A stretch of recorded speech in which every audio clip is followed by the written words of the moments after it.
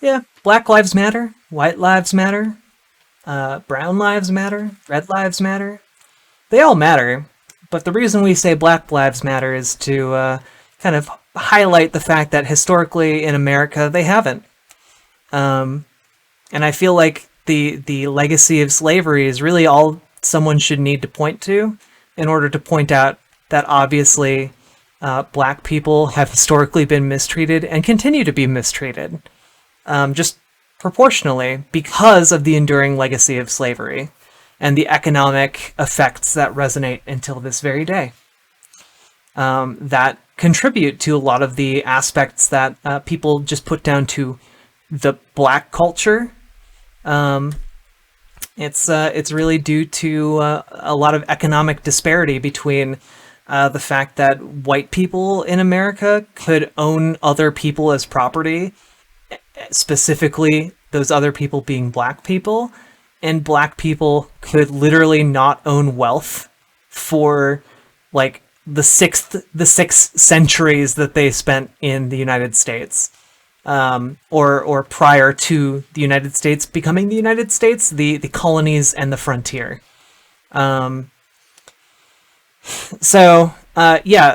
Centuries of not being able to own wealth and not build up wealth leave a lot of economic scars. It's just kind of how it is. If you're born poor, you're more likely to die poor. That's just a sociological reality. And turns out if you have an entire group of people, and if they're born poor, they're more likely to die poor. That is also not a thing that's just going to go away over the course of like 3 generations. Like the 1860s weren't that long ago. It's pretty incredible. Like, you know, great grandmothers within living memory were slaves. Great grandfathers within living memory walked the Underground Railroad. Like, these are things that happened within, you know, our relatively modern history, and those wounds persist.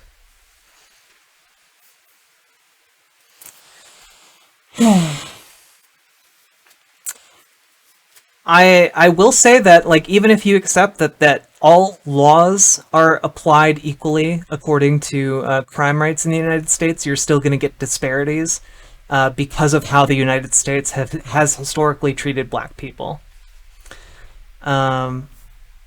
So that's I feel like that's the reasonable take here, and anyone who's just kind of like still in the face of that, refusing to accept that black folk haven't been marginalized and mistreated is just being a blind racist, and probably deserves mockery.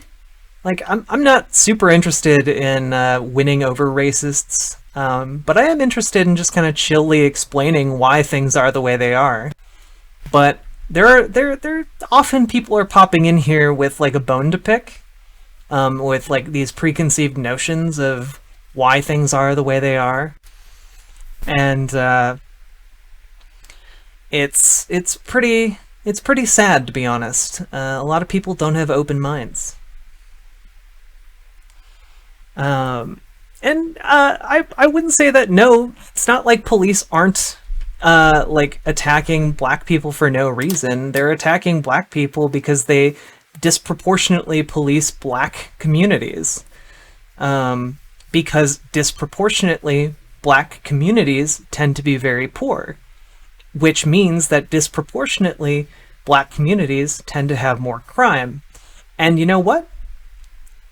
That might sound like a bad thing. It's actually a good thing, because it means we can fix that problem. It means that we can invest in black communities, invest in black businesses and black families, and it means that we can bring that crime rate down. It means it's a problem that we can fix. And pretending like all problems somehow got solved in the 1960s when we passed a law that basically just said you can't prevent black people from voting by like trying to kill them. which is what we were doing prior to the 1960s. Pretending like that fixed everything is just kind of silly, to be honest with you. I never said I didn't like America. I love America. You're the one who hates America, friend. Like, you're the one who's hating on, like, a significant portion of the country. I love all my fellow Americans.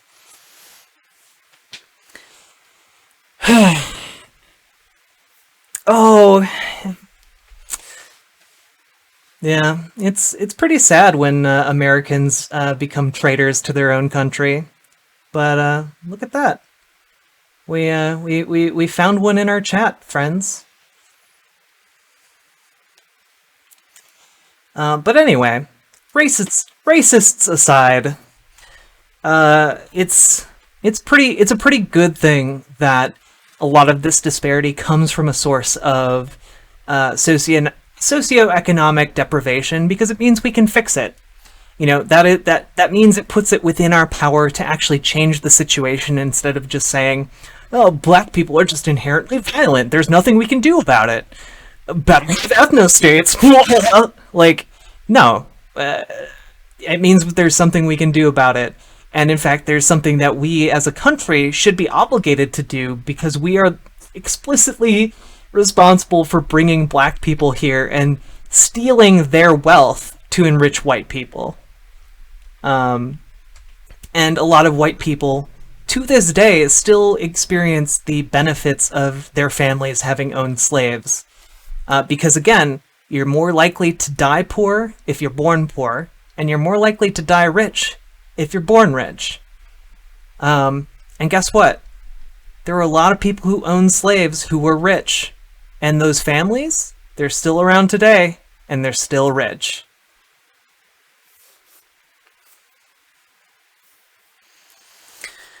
I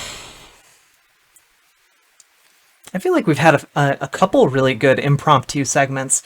Thank you to Fuyi Doi. I don't even know how to pronounce that. It sounds like something Elmer Fudd would say when eating a bad mushroom.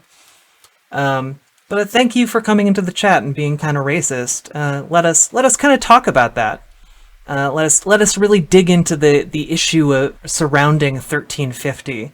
Of consuming that statistic without understanding additional context, and just kind of blindly attributing it to like some unseen and unchangeable force that we can't do anything about, rather than like understanding why that is, and understanding that we can fix it, and that indeed we should fix it, and are obligated to fix it because of our patriotism to this country.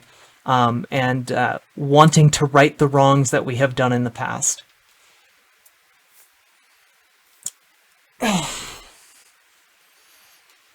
So, thank you, friend. I appreciate that. We're probably going to have a nice clip to go with this. And you know what? I like having clips that I can put up as content. So, it's a win-win right here.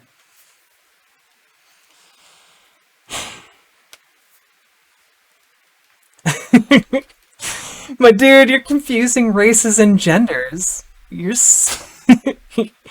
you're being a silly bitch. It's real funny.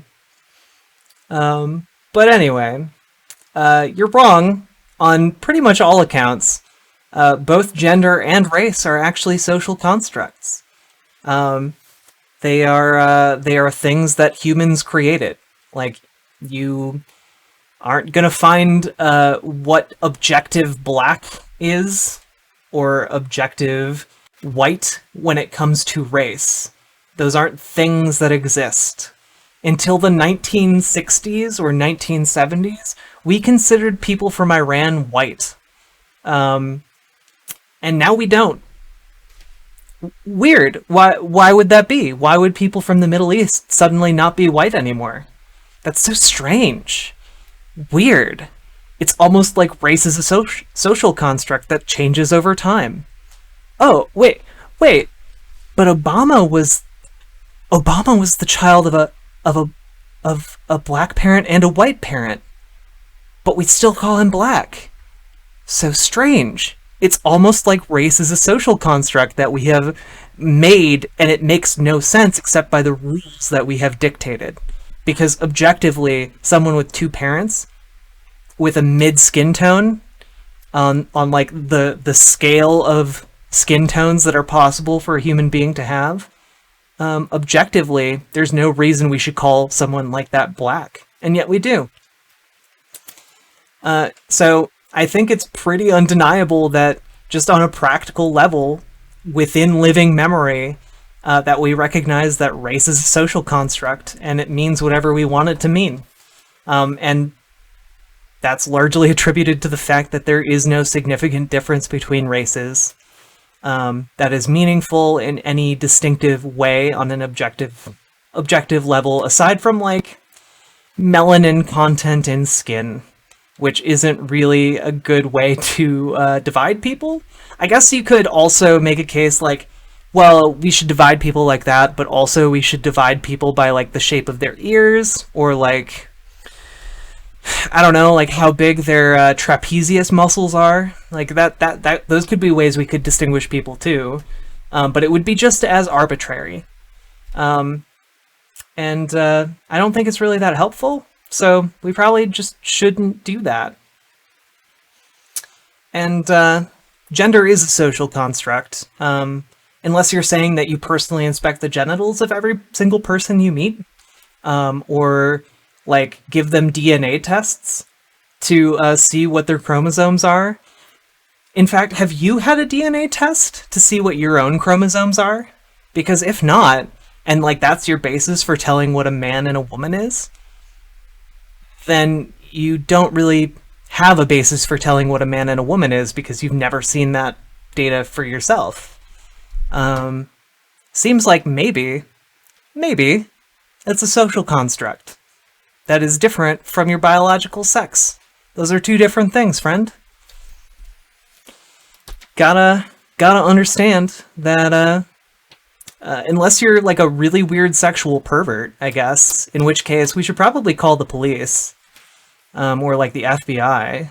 That might be a good idea. But yeah, I don't know. You're being pretty weird about this gender stuff. I hope you're not like secretly trying to front for like, I don't know, being like gay or trans, because otherwise like that would be really sad, and I feel bad for you. I mean, I feel bad for you either way, because you're like trapped in like a racist mindset with like really weird ideas about race and sex and gender and all kinds of these different things that are just needlessly making you hateful and mean.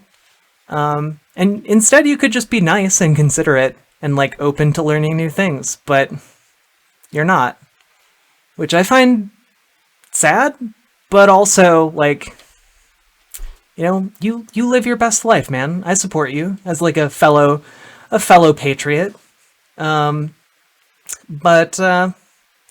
yeah, maybe you need to like learn what freedom is, because it sounds like you're the one who wants to restrict other people's freedoms, which, man, that doesn't sound very American of you.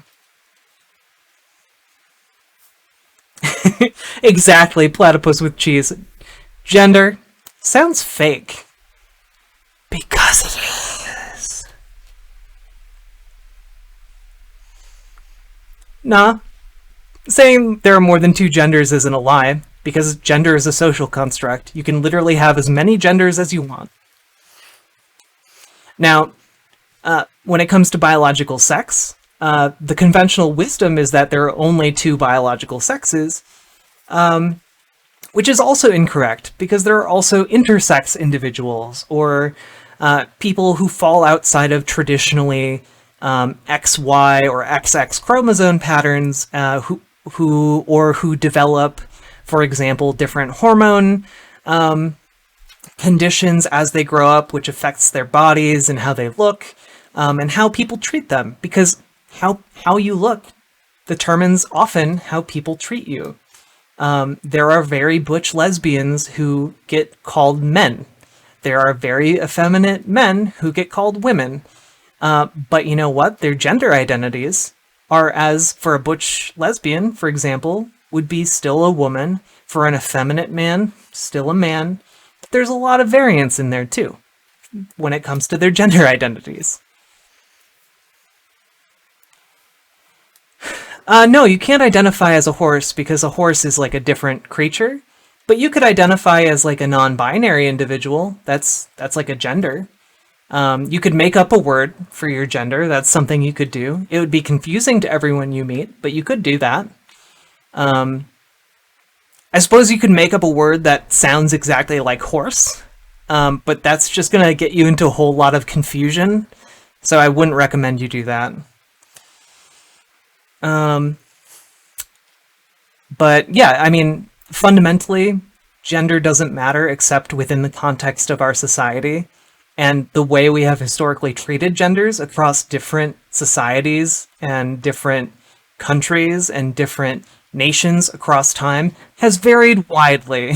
Like, it's kind of incredible to just assume that, like, men and women have always been treated the same or acted the same, when you can, like, look at, like, 1600s France and see that, like, men were prancing around in high heels and, like, wore the biggest of wigs and, like, the shiniest of gold clothes, and would probably put modern drag queens to shame. Whereas you can compare that to, like, I don't know, like Greece, for example, like the Greeks, infamously very homoerotic, like, civilization, very much into, like, men being expected to take on male lovers, and so on. Like, that was a masculine thing to do. The way we treat gender changes very much over time, and there are very many civilizations that have existed that have recognized more than 2 genders. Some have recognized up to 7. I think I read once about a civilization that had 21 different genders.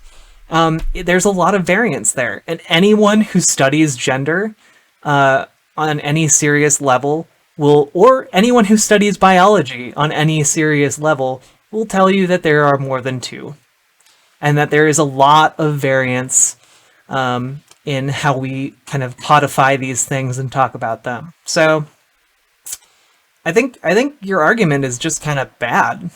It sounds really uninformed, and like you need to kind of maybe open your mind a little bit and learn about history and like why things are the way they are, and like how they came to be that way, instead of just accepting them at face value. I think that's just a lot of. I think that would do you a lot of good, friend. Especially because, like, you seem like you just want to restrict the freedom of people, which isn't great. And I thought you were all about being American. It's really kind of sad. And, yeah, it's, I mean, I guess I support your right to be, like, uncouth and kind of, like, mean and nasty, but, like, I'm also not going to pretend like it bothers me at all. Like, the stuff I've been through, you're, like, basically, like, a little kid saying poo poo pee pee to me, and it's just kind of funny. The only thing that really bothers me about this conversation is I really wish that you would actually put in, like, effort to be intellectually honest about this and be like, yeah, you know what? Maybe I'll look into it a little bit and come back and, like, maybe I'll change my mind. But right now you're not in that space, and right now you have kind of just decided to be a bit of a doofus, I guess, which is fine. But just recognize that it makes you look really childish and dumb. And I know that I'm kind of name-calling too, so I apologize for that. But know that I do love you, and that even though you might disrespect me and, like, not think that I deserve rights or whatever, and don't think that, like, black people deserve rights or, like, equal treatment to white people, just know that I also fight for your rights, friend. Like, I fight for your right to live your life the way you see fit. And I'm not trying to take anything from you. And I think that a good and better America would be one that where you have healthcare, your loved ones have healthcare, and you can pursue whatever your dream jobs are, or your callings, your passions. I think that would be a better America. So I hope you're doing okay. I hope you're not too mad. Like, you know what? You know, Fuyudoi, we can agree. Black people are equal to white people, and we should treat them that way. And we should right the historical wrongs that still make them, on economic levels, unequal to white people. I think we should address those historical inequities, and we would all be better for that. So I'm glad we can agree on that.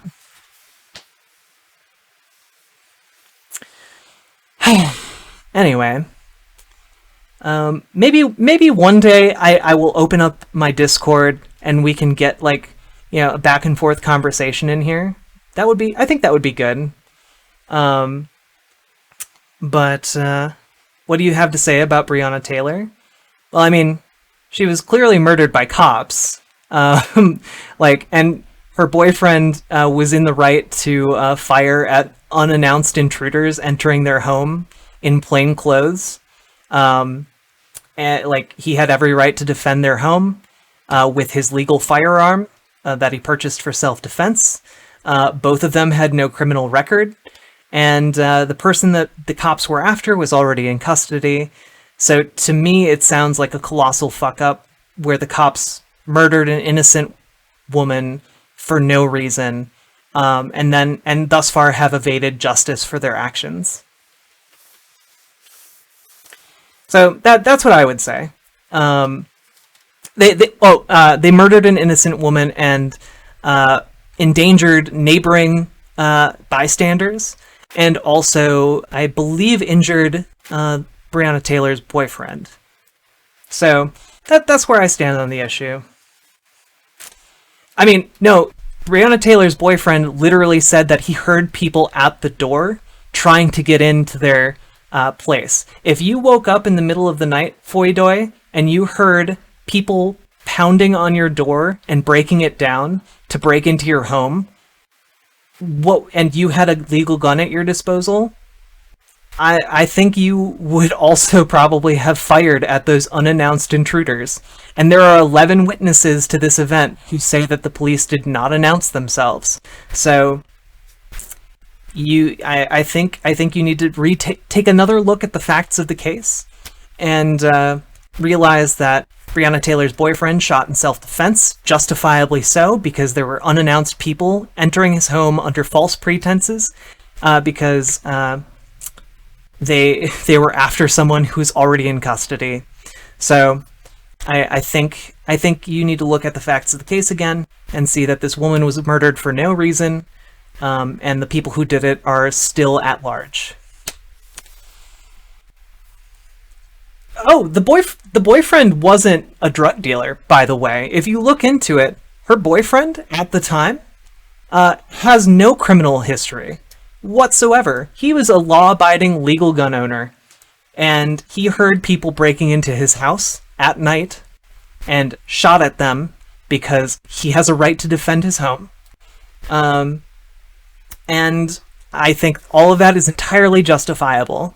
What's not justifiable is the cops executing a no-knock warrant on someone who's completely unrelated to the case when the suspect that they had was already in custody.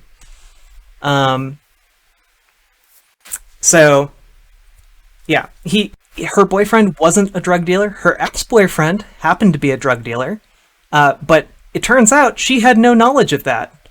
It turns out she didn't know that he was a drug dealer. Yeah, so your arguments are still not holding up. My dude, did the media that I have consumed actually had the facts in it. The media you consumed had an agenda to make you hate black people and to justify the actions of cops.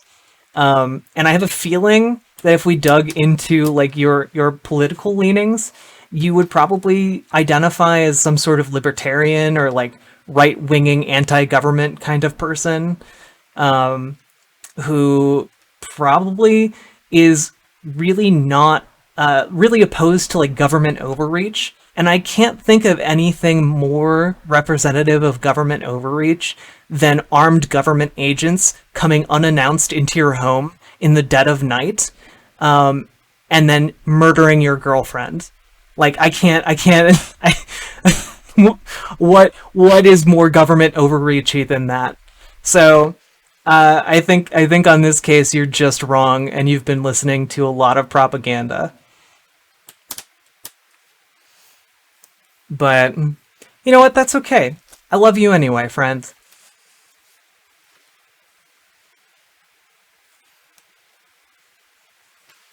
I'm gonna drink more water, because I've been talking a lot.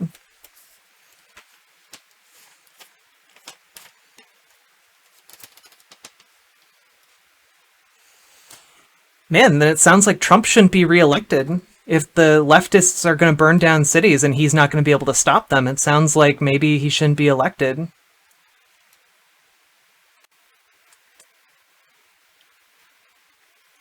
Sounds like an excellent case for Biden. Hey, how's it going? 44?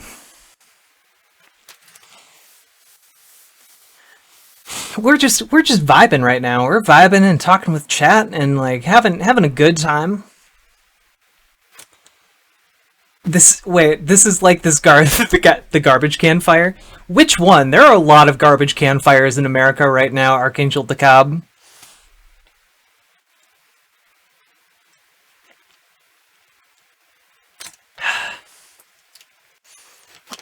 No, Biden's done a lot of things, like supporting segregation and being a huge dill hole.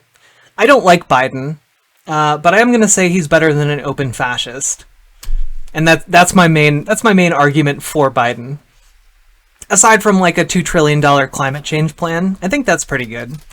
Like those $2 trillion are all going to be invested in the United States. They're going to create jobs. I think that's fundamentally a really good thing. And they'll make the air cleaner, probably the water cleaner. And hopefully give our grandkids like a planet to live on and not like a dying hellscape.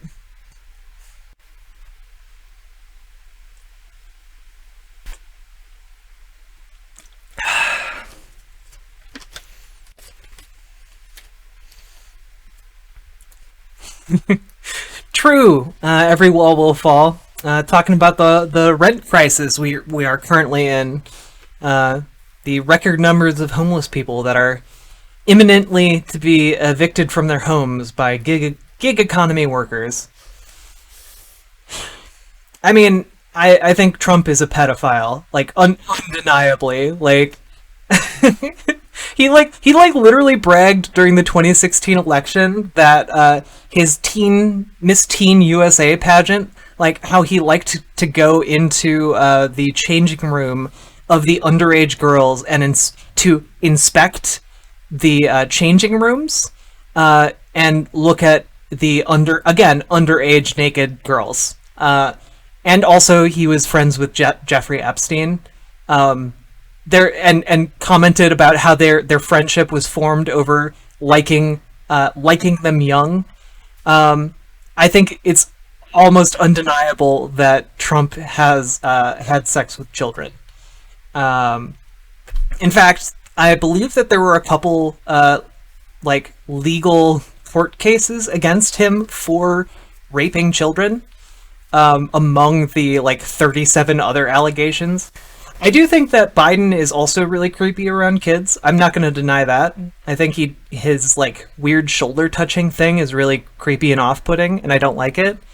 I also don't know that I've seen any convincing evidence that tells me that he has slept with children.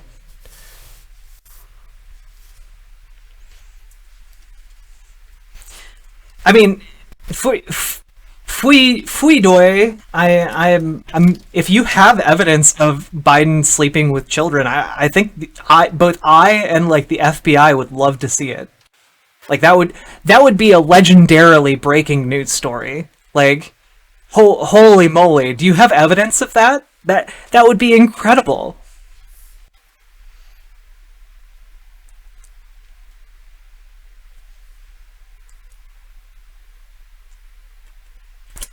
Wait, Foidoy, are you insinuating that like uh invading changing rooms of underage girls is somehow like better or justified than like awkward touching in public under the supervision of like parents and stuff? Like that, those are just like awkward social interactions. I wouldn't say that that rises to the same level as like looking at them naked, right?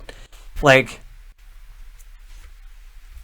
yeah, he's a creepy old man who like tries to be charming in like photo ops, but I don't think that's the same, nearly on the same level as looking at actual underage kids and bragging about it.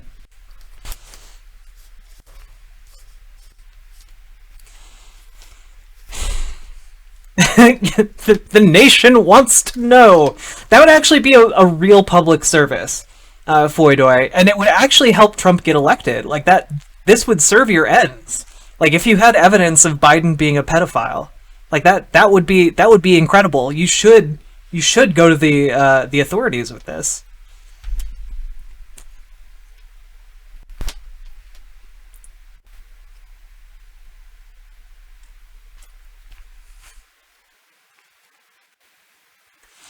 Yeah, one is creepy and one is most likely a sexual predator. Like there's just a lot of circumstantial things that and testimony by Trump himself that point to him being sexually interested in young children.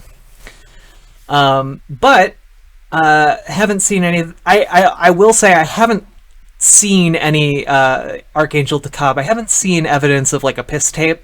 I know that that was in the Steele dossier. But I'm not going to say it exists until it comes out, which I don't think it ever will. Kind of like that Trump tape of him saying like the N-word, supposedly on like the set of The Apprentice, that we'll never get to see. But I think that there's a good case just from what we know publicly that yeah, Trump went to Epstein Island and was best friends with Epstein and talked about how they both liked him young and also bragged about seeing underage girls naked. So like, I think that case is pretty like pretty cut and dry right there.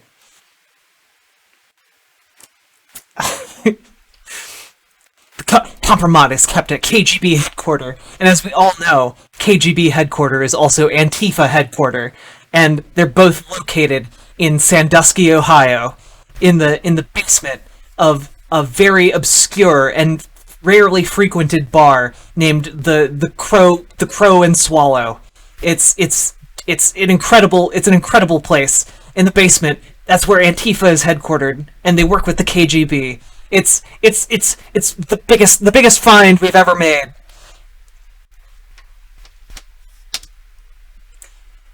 Um, I don't know what you're talking about, Foidoy. I think you're losing me over here. But you know what? That's okay. I'm having a good time. I'm vibing right now.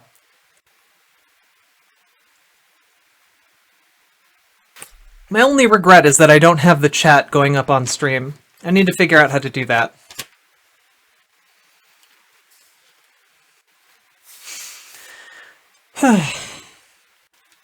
Honestly, I find arguing with Chuds very relaxing.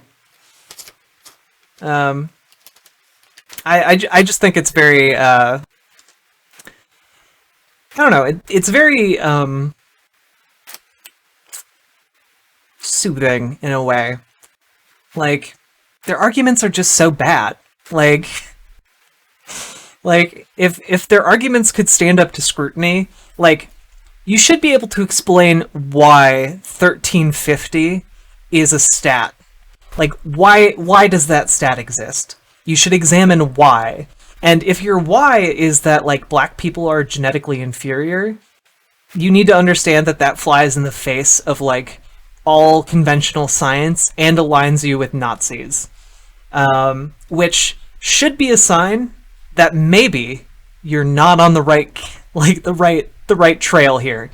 And if it's a sociological reason, then that should point you to the fact that that's a stat that we can change. and we can change it by addressing the underlying issues that cause that stat to exist in the first place. And addressing those underlying issues is not putting more police on the streets. It's putting funding into Black communities that have historically been underfunded, and into families that have historically, fractions of the wealth of white families. And that's not me saying you directly give people money. I think that there are better ways of doing it. I think for starters, inner city schools are famously underfunded. Maybe fund those inner city schools so that Black kids from poor families can get good education and the support they need and the after school programs that they need. Like, there are all kinds of things you could do, and we don't do them because our country, and we don't do them specifically because our country has a history of mistreating and underfunding Black communities. Do you think we should have open borders and let everyone in? Yes, I think that is a goal we should work towards. And when I say that, I want you to understand that I don't mean like tomorrow we should have open borders and like they just shouldn't exist tomorrow, because that's a recipe for disaster. But I do think that there are steps we could take that would lessen the importance of borders over time, with the long-term goal of maybe in maybe not in our lifetime, but maybe in 100, 200 years, maybe those borders don't matter at all. I think that would be fine.